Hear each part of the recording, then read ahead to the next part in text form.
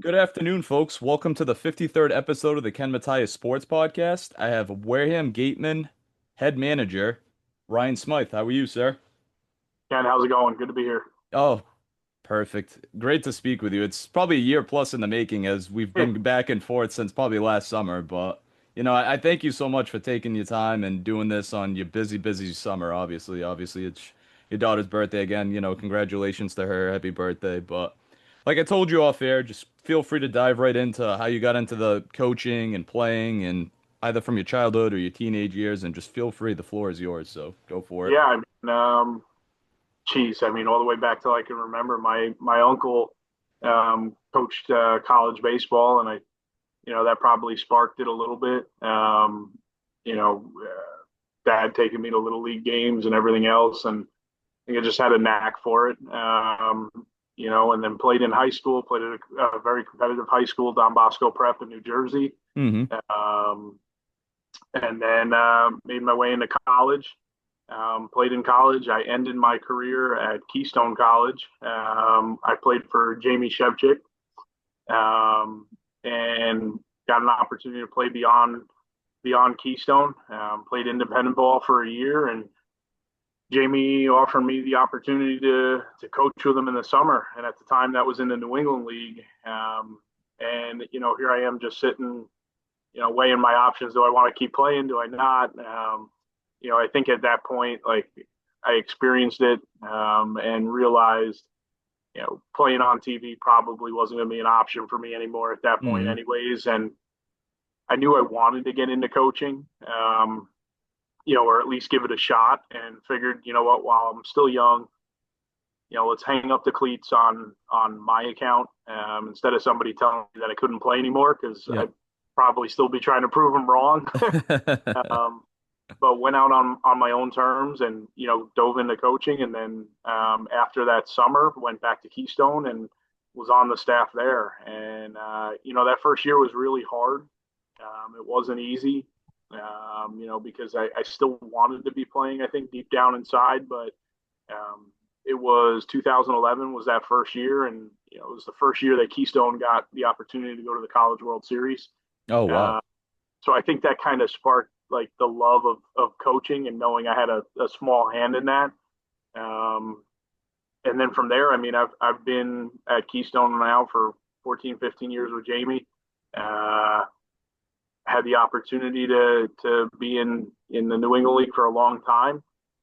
He got the job in Brewster, and it was kind of, move on up, and followed with him, and was in Brewster for 6 years, 6 good Wow. years. Made it to three championships. We won two of them, and then Wareham kind of called, and went through the interview process, and loved what they talked about, where they kind of envisioned the organization being. And I'm not going to lie to you. If I was offered the job, no matter what the vision was, I was going to take it. It's a manager's job in the Cape Cod League. Um, Absolutely, yeah.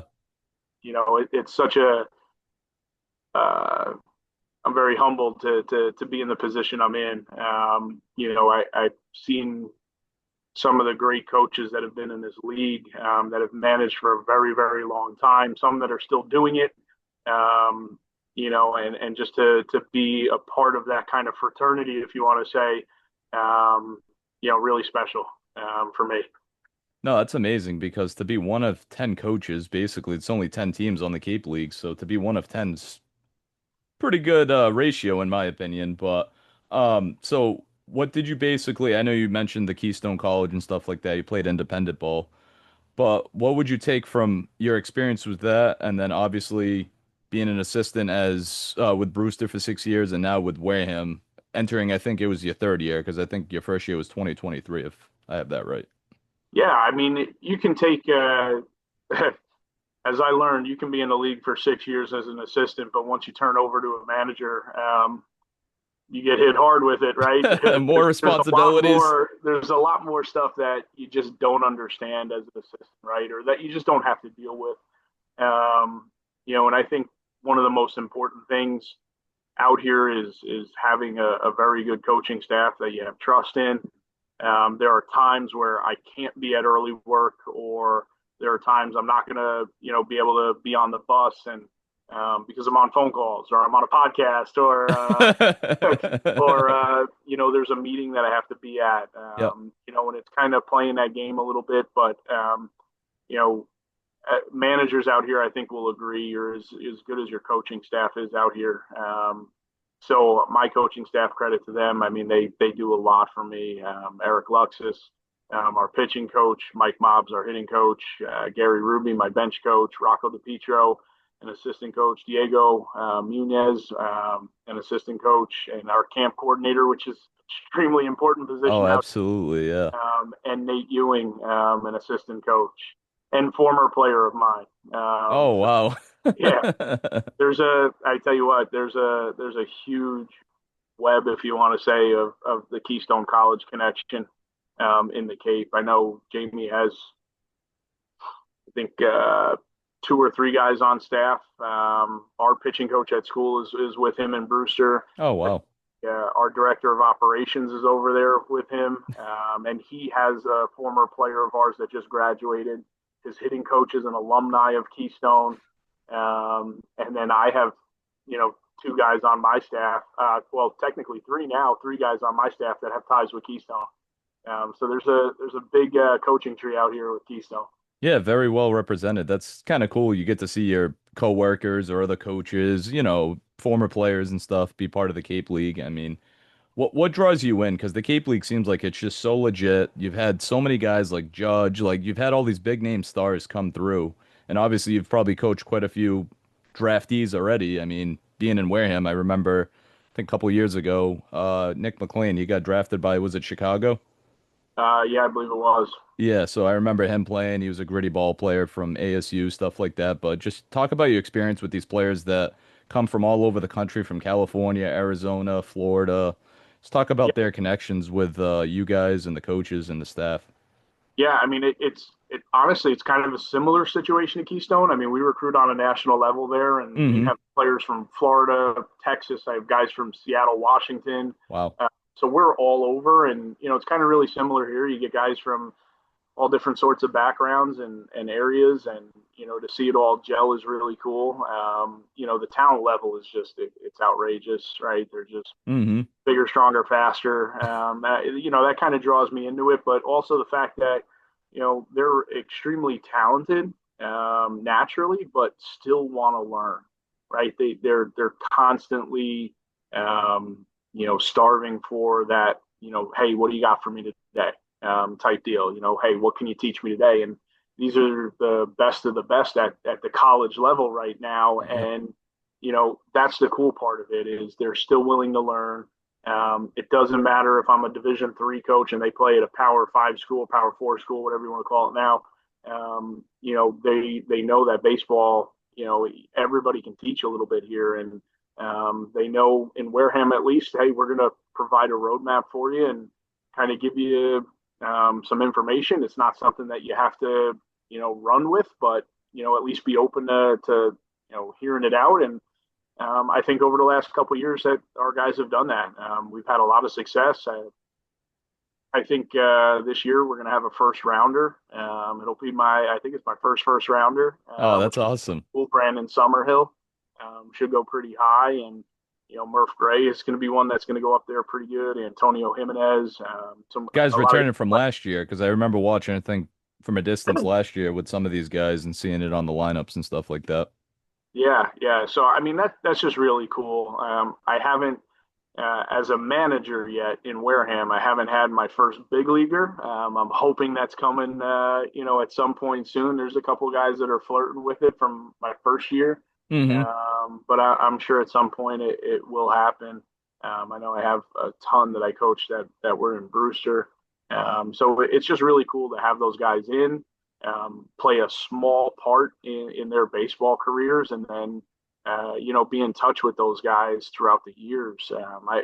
Before opening night this year, I can't even tell you how many text messages of guys from 3 years ago, 2 years Wow. ago, of just hey, good luck on opening night. We'll be following this year. Guard the gate. That's awesome. Yep. Parents that were texting me. Wow. So it was just, to me, I sat back and, uh, as I read all those text messages, and, I just got chills saying it. But, to me, it tells us that we're doing it the right way. Hmm. And that's one of the most important things to me out here. Your contact list must be 2,000 people plus or something. It's up there. It's From certainly up there. players, parents, staff on, from school to Wareham to Brewster to wherever, all across the league. But no, it's great to hear stuff like that because the Cape League's been around for what, 102 years, whatever it is. I think a couple Been years a was just while, yeah. yeah, 100th anniversary or whatever it was. And I mean, it just like I said, the talent that comes out there, it's just amazing. Like I think the year before you started was it Paul Skeens was in Wareham, and then he got drafted that year you started. So it was like, holy crap! Just a year ago, this guy was just in I know. in your backyard basically, and No. he was the number one overall pick that year. But no, it's great to hear stories like that because I love hearing about the players, the parents, and the staff around it too, even like the social media people and stuff like that that's around Wareham. But I want you to talk a little bit about like basically like the whole program itself, like what Wareham brings to the table, and obviously the people behind the scenes with the scout liaisons and stuff like that. Because it seems like they put out a great product from the sideline reporters to the broadcasters to whoever, and I know you're very heavily involved with that. Yeah, I mean, we do an unbelievable job as an organization. And first and foremost, I mean, we got a brand new field this year. Yeah, yeah, I did see the And updates from afar. we spent a whole lot of money on, and we've dressed it up, new windscreens. I mean, everything is top notch now. Whereas before, we might not have had the greatest field in the league, but it was our field. There'll be times where you miss it a little bit, but not too much. Well, not compared to these guys not playing after. at like a Florida, like a Gator, whatever the Gators are, the stadium that they play at. But these guys are playing at like top-notch stadiums in college. But go ahead. They are. They are. And But then you they know play on what? a high school field. Every field in the Cape, it doesn't matter. It doesn't compare to what these guys play at. Yeah, It's basically. so They're like, oh, this is nothing. I'm playing high school ball again. exactly. But we have. I mean, our facility now is awesome. Our behind the scenes people. I mean, my GM is Jay Spinelli. Hmm. Is unbelievable. Helps me out. Kind of lets me do my thing, which is really nice. It's not Nice. overbearing by all. Good. Constantly is on top of the contracts and every little detail that really he takes a lot of weight off of my shoulders. It's been a really good relationship working with him. I think we both have the same vision in mind of where we want to be a year from now, 3 years from now, 10 years from now. So it's just building those relationships in the community. Getting advertisements and sponsors and everything else, and I think we're on the right track with that. But our social media team is huge for me. It's Hmm. one of the things that I kind of talked about in the interview process, right? Um, you, you know, through social media these days, right? You can appear to be anything you want, and That's true. it's really cool what our social media team has done. Hmm.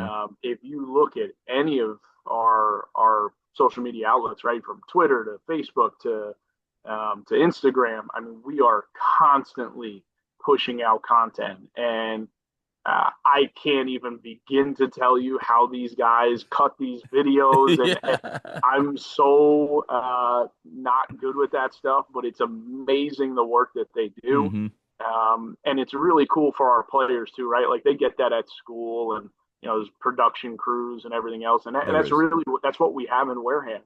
We'll have a media day with our guys where we're going to have some fun that day, and Andrew Duffy, who heads our basically our social media team, he handpicks his crew, and Hmm. they get to work before we even get out here. I talk with them and kind of give them a little insight on a roster, and some of the things that I want from a video aspect, or Yeah, absolutely. whatever. And for those interns, right? I mean, this is a stepping stone for them in their careers. If this is what they want to do, their product that they put out here constantly, It's really good, and I think we've had a lot of people that have moved on to really good jobs. Um, and yeah, I mean, those are people that are huge behind the scenes that sometimes go unnoticed. But our players really appreciate it. I know I appreciate it, Hmm. and I'm sure all the fans do too. No, absolutely. Because whatever I see on social media from you guys, if it's clips like you say, the lineups, graphics, whatever it is, it's amazing every year. I mean, since you've been there, it's just like I followed it pretty closely, and I'm like, wow, like these people, they're interns from Michigan. They're interns all over the place, Yeah, and it's just amazing what they do. And the broadcasters have been great too. I remember Jack Hunter, Eden Blank, like yep. guys like that. And I've talked to Jack here and there, but obviously I think he might be working at a college now. But it's just nice to see them all grow and move on to like bigger and better things after interning 1 or 2 years. But Yeah, what? and the other thing too, I mean, my analytic team Hmm. starts with our assistant GM Dan Roche, Kevin Murray, who's our director of analytics. They've assembled a team basically. Those are two guys, that are back this year on my analytic team, and Dan is really, I mean, not so much with the analytics, but he is a jack of all trades. He's kind of my right hand man. Yep. He's the guy that's there when Jay's not there, and is doing everything for our players. Joe helps him out. Our president's assistant, Kyle Corso, Brady.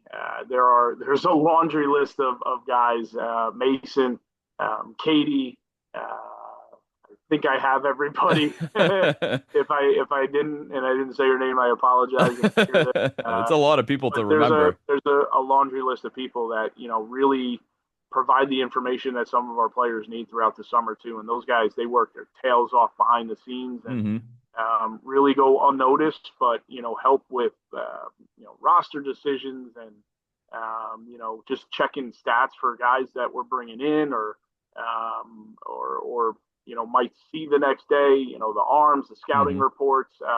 Those are the guys that the game's over at 9:30, 10 o'clock, and they're going to work at night, right? And Hmm. then get up in the morning and Do it complete all that over again. work and have everything ready to go for our coaching staff and for our players. So again, that's another part of it that maybe goes unseen by a lot of people, but they're to me an extension of the coaching staff. I'm glad you brought up the analytics because I was curious what your thoughts are, obviously being in college with majors, minors, and now with the Cape League. Like, what's your thought on analytics? Because it's so, you know, I'm not against it, yeah, but I'm not okay. going to sell my soul to the numbers either. Yeah, okay. I So you're think not gonna there's a pull a Joe Mazzulla of the Celtics. I mean, that's what I'm I relating think to. there's I think there's a little bit of feel in baseball that you got to have, right? And it just the stat sheet might say the guy pulls all pull side guy. Hmm. But what if he's fouling stuff off over the third base line? If he's a lefty, Yep.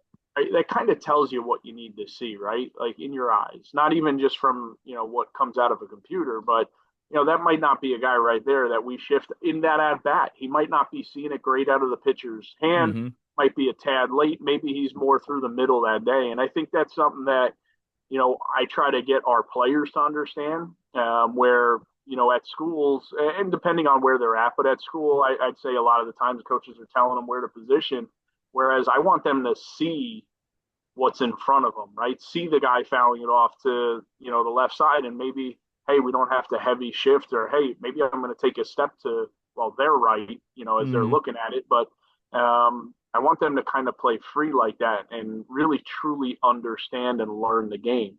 Because if you're being told what to do every step of the way, then you're really not learning; you're just Hmm. following along. So there's a combination, right? There's some guys that we will shift out here just based off of numbers, and there'll be some guys that hey, maybe his first at bat it wasn't that extreme pull that we wanted, and maybe we're not going to go by what the book says, and we'll go off of what we saw in that at bat. Yeah, for So I'm sure. like I'm 50-50 on it, right? I think there's a benefit to it, but I also think that baseball is a game that you can kind of feel a little bit, right? And you sense like, hey, we should do this here, or maybe this isn't the time for it. So out here, it's kind of 50-50. We'll use it, and then sometimes we'll look away from it.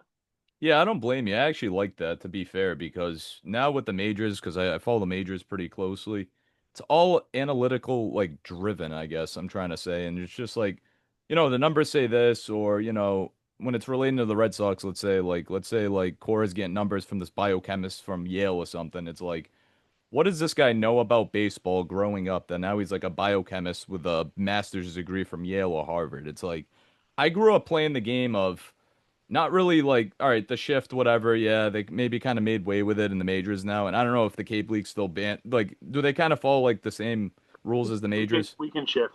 You can shift. I mean, I don't know how I feel about that. I'm kind of glad they kind of shifted away from that, I guess, from the shift, if that makes sense. But I mean, I'm just not a whole numbers guy. Like win above replacement, stuff like that. It's like in order to get a job in baseball, I feel like now you need to know that. And I'm like, well, I'm old school. I grew up in the old school era of you just play with a bat and glove and you pitch and you do this and that. And that's why I wanted your opinion on it. And I like how you're 50-50 about it. Yeah, I'm 50-50, right? If you're going to shift somebody extreme and then he goes and drops down a bunt and he beats you on it, then you got to respect that, right? Next, Absolutely, you can't yeah. do it. I mean, it just again, it's I think a lot of it is just seeing at bats first and kind of maybe second time through the order. It might be a little bit different the way we're going to play it, but there's a little bit of feel involved in it, more so than just reading it, off a computer. No, yeah, that's great. Like the 50-50 or just you'll see it with your eye. But Especially in the college game too. That's where I feel like there's a mhm. big difference. In the professional game, I hate to say that they're not trying to win, but there's more, um, me, if you want to say guys, right, where their stats, their careers, their contracts are based off of the That's numbers a good point. they put up. You know, they're shifting Joey Gallo, right? Yeah, he's becoming a pitcher Yankees now. back in What the the day, hell? right? Like he's not bunting, Yeah, right? yeah, Like yeah. he's trying to hit the ball, 400 feet, and his contract or his next contract depends on it. Whereas in college, I think there's a little bit more of that win aspect, and guys just willing to get on base, and whether that's just like thrown at you from the coaching staff Yeah. or just the competitive nature. I think there is a little bit of a difference there between college and the big leagues. It's funny you brought up Joey Gallo. Now he's becoming a pitcher or whatever. He shifted I from know first I saw base or outfield. Now he wants to be a because he pitcher. couldn't beat the shift. If he just bunted a I couple get, times, then they wouldn't shift him. I guess not. But yeah, that's a story for another day. But where was I going with this next? Well, yeah, we got on the analytics stuff and oh, the team. Yes, I want to talk about the team. Think you guys are a game under or you guys are over or 500 right now? 3-4? 500 right now, Okay. What are you guys, 4-4? 4-4. 4-4. Talk about the team, through the first 8 games and what your expectations are basically, for the next 30 or so games. I mean, the expectations are always to get into the playoffs, Yeah, right? for sure. Once you're in, you have a shot at it. And you got a taste of it last year too. Yeah, we did. And this year, it goes back to the original format where if you're in the playoffs, you're going to have a home game. Oh, that's Which great. unfortunately, we didn't have last year. It only was a one game series. But yeah, the expectation first and foremost is get into the playoffs and give you a chance at a Cape League championship. We're 8 games in and we're 4-4. Sitting in second place in our division. I'm happy. I'm not thrilled, but I'm happy of where we're at. Yeah. Uh, Played some really really close games in pretty much all 8 of our games. We've had maybe a handful of bad innings throughout the summer that cost us a couple, but other than that, we've been doing everything we needed to do. We started out 0-3 out the gate, and now to be 4-4, I think that's little run, um, and it was exactly what we needed right then and there. Right, it gave us just a little bit of breathing room, and Mm-hmm. guys kind of relaxed. And I think we're over the adjustment period at this point. The hitters are used to the wood bats. Um, the pitchers understand what it's like on a day-to-day basis. And everyone's kind of in that routine. So my expectations of this team are high. They always will be. Yeah, absolutely. And obviously your goal is to get to the playoffs and like you said, the Cape League championship. But with some of the returning guys that you mentioned, like Murph Gray, I think you said Brendan or Brandon Summerhill, how those guys been performing, since they came back to the Cape League for what, the second year in a row? Well, no, they're not here. They don't Oh, they're even. not here. Oh, they're not here. Oh, I'm sorry. No, they don't I even. thought they were here. I'm sorry. After what they did last year, they're sitting at home waiting for the For draft the to call their draft, name. yeah. Well, some Uh, guys will play up to the draft, right, and come back for like a short time, 10, 15 yeah, games, some whatever guys it is. will. It Yeah, depends on where okay. their stock is. If they feel like they need to come out and move the needle a little bit. We do have a handful of returning players from last year. I thought they were really good culture guys that performed well, and they were the right guys I wanted to keep in this dugout. It always helps to have a couple guys from the year before, especially the right ones, and I thought they were very well deserving of being back here. And then all the new guys, it's every team out here from year to year is practically brand new, Hmm. right? Like I know uh, our media team, I think, or it might have even been the opposing uh, team's broadcast, but saying we beat the defending champions Harwich Mariners in our first meeting a few days ago, and I'm thinking to myself like, yeah, I get it. The organization they won last year, but really it's a totally different team than what won. Yeah. So it that's the cool part of it is every single year. It's not like at school where you have 2 or 3 years in a row with these guys. Every single year is a brand new crew. Yeah, I mean, some guys you'll get like Bobby Bozer came back for a couple years. Yeah, Right now, he's probably yeah, hopefully going to get drafted or whatever it is. I don't know if he's still in college or not, but I know he's with you for the first couple of your seasons there with Wareham. But no, it's nice to see some of these guys come back for like even if it's like 10, 15 games just to kind of stock their draft. And to set the culture, obviously you got to set the culture because these guys will like talk to the new guys and just be like, "Hey, like what's a good place to eat around here?" or, being yeah, with their host family and stuff like that, or how is, Coach Smyth with, with his guys and his coaches and stuff like that. So, it's always good to have the tone setters come back and then figure it out from there.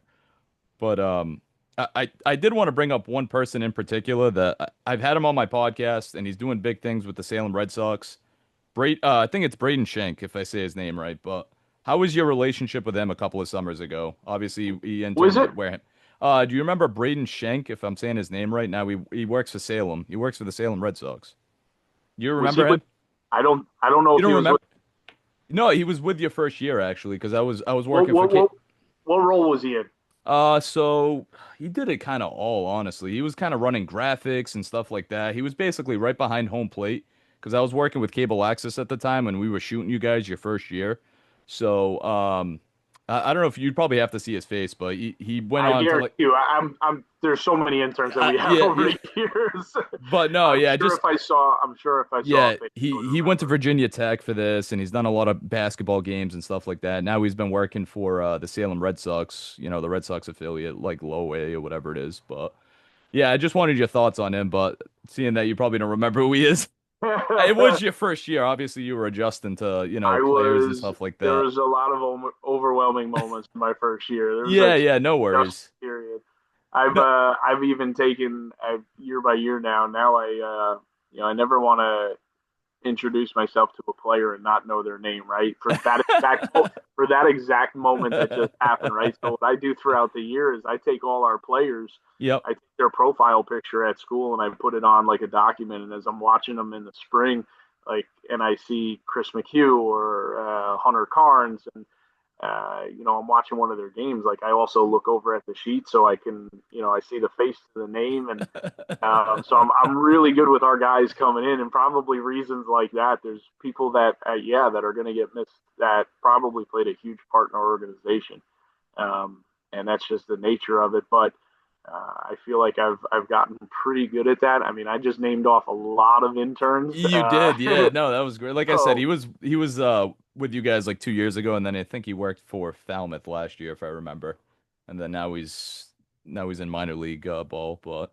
dark hair, Dark, tall. tall kid. He was fresh out of high school, if I remember, and he just I know knew who he his is now. stuff. Yeah, he Now that knew you just his. said he went to He, Falmouth too, I know exactly who you're oh, you talking. know who he is now. All right, there you go. Yeah, he's a Well, super when good somebody kid. trades over, in division, I'm going to remember who that person is, right? Yeah, yeah, yeah, I yeah, didn't yeah. remember the name, but I know exactly who you're talking about now. No, he's definitely a good kid. He was a big Mets fan, but the little I got to know him, I was like, this kid's 18, and I'm like, damn, this kid's gonna go far, you know. But Yeah, no, he's a super good kid. But I just wanted your thoughts on him. But seeing that you finally remembered him, that's what. I do remember him. Yeah, he's a good kid. What's the last thing? I know we're short on time and you got to get going, but I mean, any thoughts or anything? Just reflecting back on the season. I know you just said like obviously you want to win the championship. Excuse me, the championship and stuff. But any thoughts on the current situation with the team and stuff? Obviously at 500. Just go back to that. Yeah, I mean, we're all out here to win, right? We don't Yep. want to, nobody wants to lose. I'm not coming out here for that. I'm coming out here to win championships. But there is another big portion of that too. Is I'm coming out here to teach. I'm coming out here to teach. I'm coming out here to learn. Mm-hmm. I'm coming out here to build relationships with our players and just get to know them, right? It's much bigger than just one summer, in my opinion. Like I said before, I keep in touch with a lot of these guys. A lot of these guys are keeping in touch with me. Mm-hmm. They're texting me throughout the year, at their during their spring seasons, and guys in pro ball, and just being able to follow their careers. And like I said, have had a small part in that. I think that's what we're out here for, right? My organization takes care of me great. I have a great setup here. My wife and my kids get to come out here and spend their summers. That's great. We're a block and a half away from a beach. That's nice. My daughters wake me up at 7:30 in the morning with their bathing suits on already, saying, go to the beach, and um, so it's one of those things where my girls are getting to be that age where they're,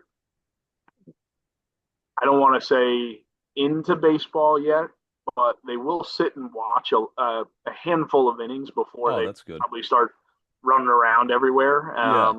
So for them to even sit there just for a little bit is pretty cool. And over the years, having them grow up and probably even be interns themselves at some point. Yeah, hopefully try to get them into it. That'd be awesome. Or play softball or something. That's Exactly. definitely I'm good for hoping your for kids. golf. I Golf? want to Oh. be golfers. Excuse to get on the golf course more. Yeah, no, no, I got you. But no, obviously, what there was one last thing. Oh man, I don't even know what the hell I was gonna, where I was going with this, honestly. But no, yeah, I appreciate you coming on. Obviously, this was a year in the making. I'm glad we found some time finally, into the next summer. And I thank you so much. And I wish you and your guys and your family and everybody the best of luck going forward. And hopefully, bring a championship home to Wareham because I know it's probably Thank you. been a little bit.